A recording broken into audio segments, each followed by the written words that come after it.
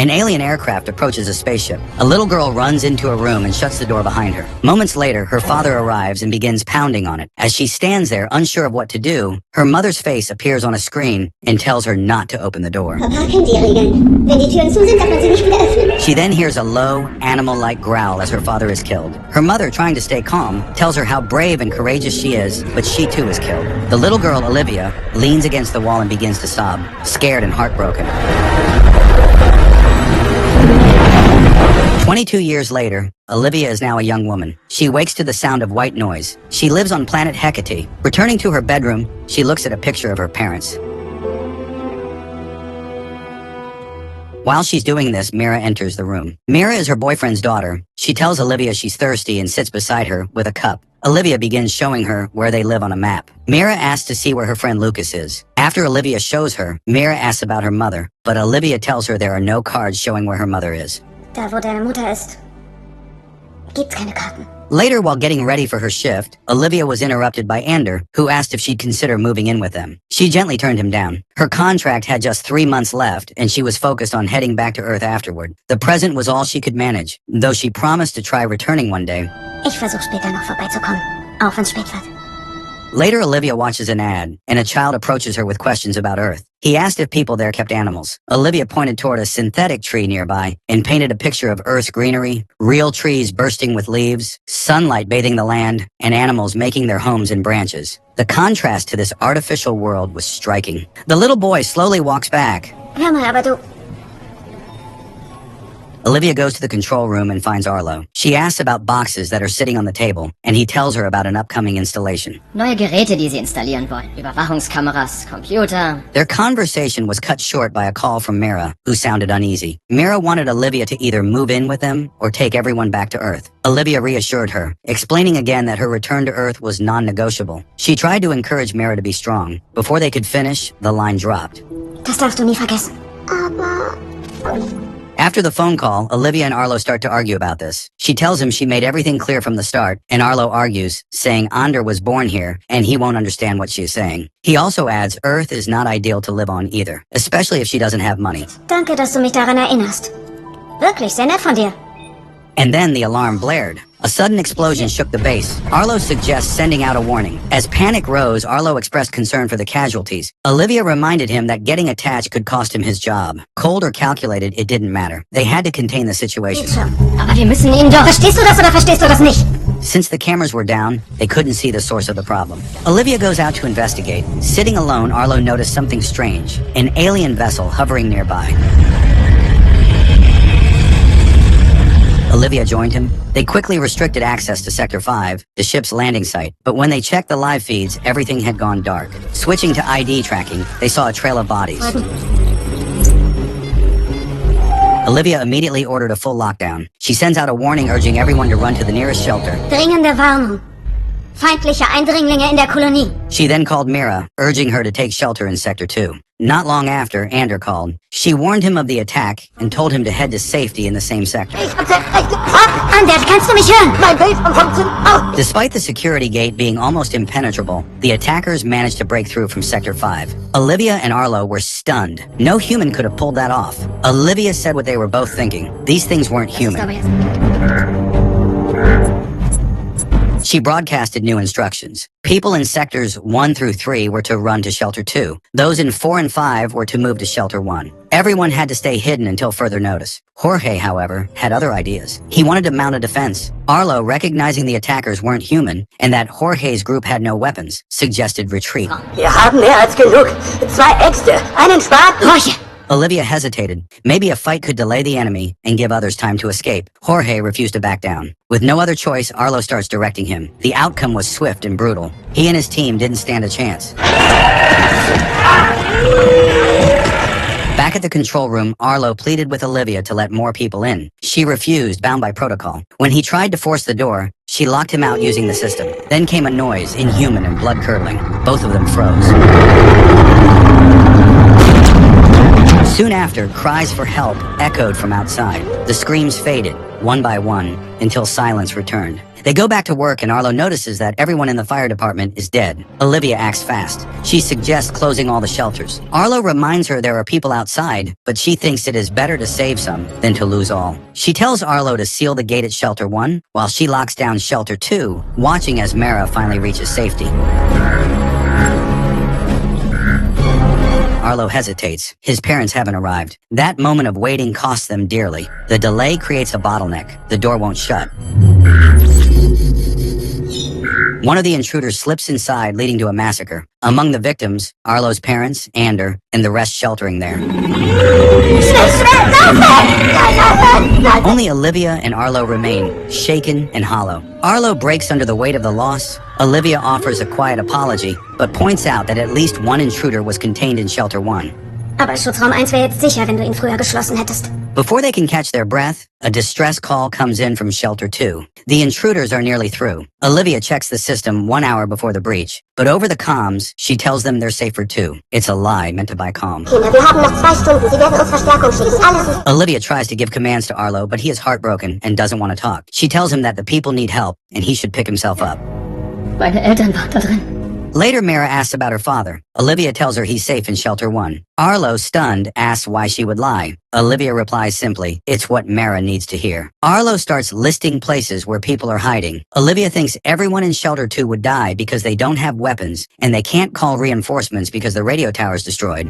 Und wenn wir welche hätten, keiner weiß, wie man sie benutzt. Dann lass uns Verstärkung holen. Arlo then pleads for the 6 people still stranded outside. He wants to bring them into the control room. Olivia refuses. Protocol doesn't allow it. This sparks a fiery exchange. Arlo accuses her of caring more about her contract than the colony. Olivia stands her ground. Rules exist for a reason. Denk nicht mehr drüber nach, Arlo.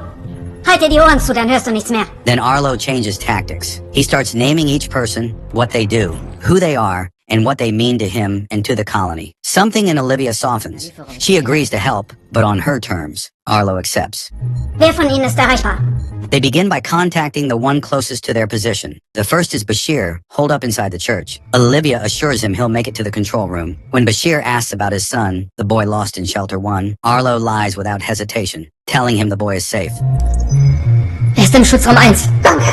Gott sei Dank. Next is Nisho. Olivia gives him a mission. Help 2 injured people get to safety. Nisho resists at first, unsure if he can manage it. Olivia calms him and promises support. Eventually he agrees and moves out. Los, komm, Nisho. Du schaffst das. Meanwhile, Flores and Patel, expecting a child, are still in the mines. Arlo reaches them through a backup channel and rigs up cameras to guide them. Bashir volunteers to repair the radio tower to restore contact with Earth. He meets the couple, collects a homemade grenade from Patel, and sets off toward the tower. Danke. Auf viel Glück. While Bashir moves, Olivia guides Flores to the control room. Patel stays behind, preparing more explosives in case the intruders breach again. Nisho finds the injured Camilo and Lupe. Their condition is worse than expected. They won't survive the trip. Olivia instructs Nisho to stay with them and wait. Was? But then the unthinkable happens. An intruder heads straight for Bashir. Olivia has no good options. She orders Nisho to leave the injured behind and run, drawing the creature away. The plan works. Nisho lures the intruder off course, sacrificing himself so Bashir can finish the climb.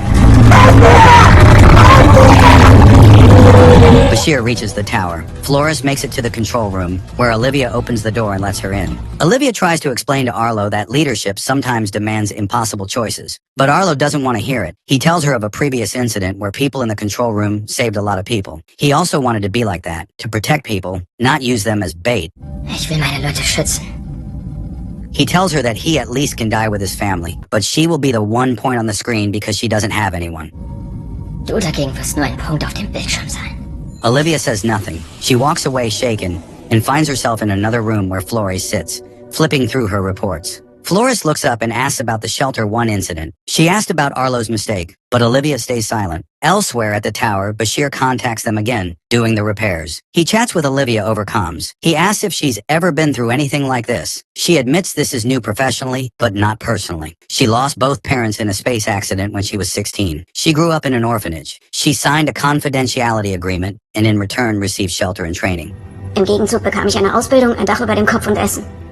Once Bashir repairs the radio tower, Olivia contacts headquarters, begging for support. The response crushes her. Multiple colonies are under attack. No help is coming, not yet. They're told to manage with local resources. The earliest reinforcements, 17 hours. Wir kümmern uns um Sie.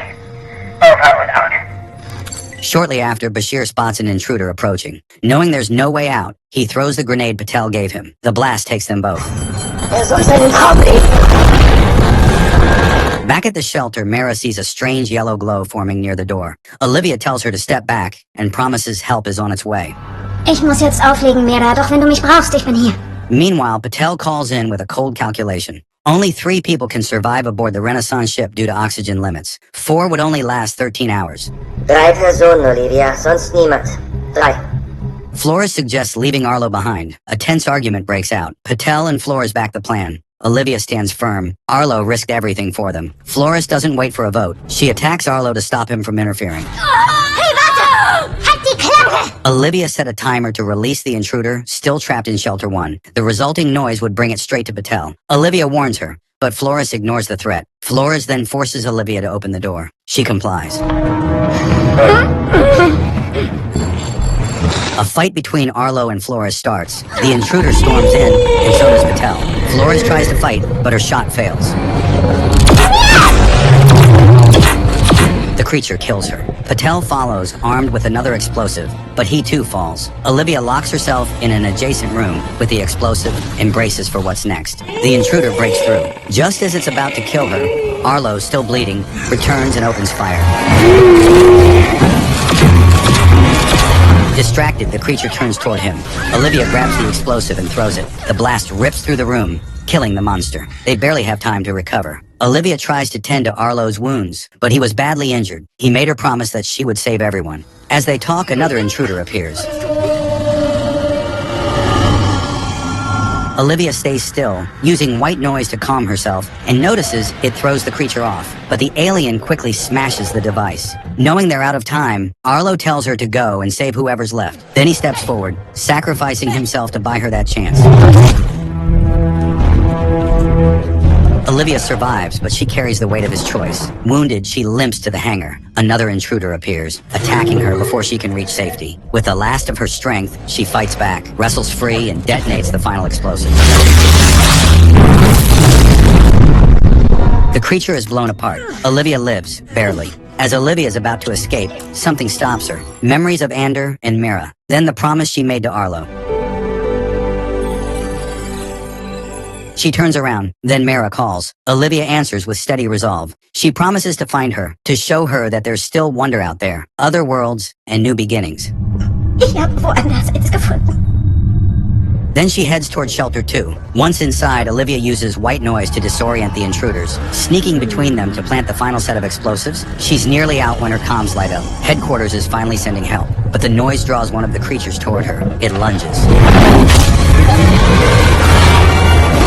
Olivia barely manages to detonate the charge in time. The blast shakes the entire shelter. Moments later, the rescue team arrives, guiding the survivors to the evacuation ship. As Mara boards, she asks about Shelter 1 and is told no one survived. Los, Mädchen, bleib bei den anderen und geh nicht vom Weg ab. She stumbles back into the dust and debris, searching. On the ground, she finds a photograph, an old, faded image of Olivia as a child. She tells a man from the rescue team that Olivia must be near here. They start looking for her together. Olivia! Olivia! Nearby, something moves. It's Olivia, broken, bruised, but breathing. Mara calls her name through tears. Olivia stirs, eyes fluttering open. They lock eyes. Without words, they pull each other close, holding on as if nothing else matters. A medical team is called to save Olivia. The ordeal finally over.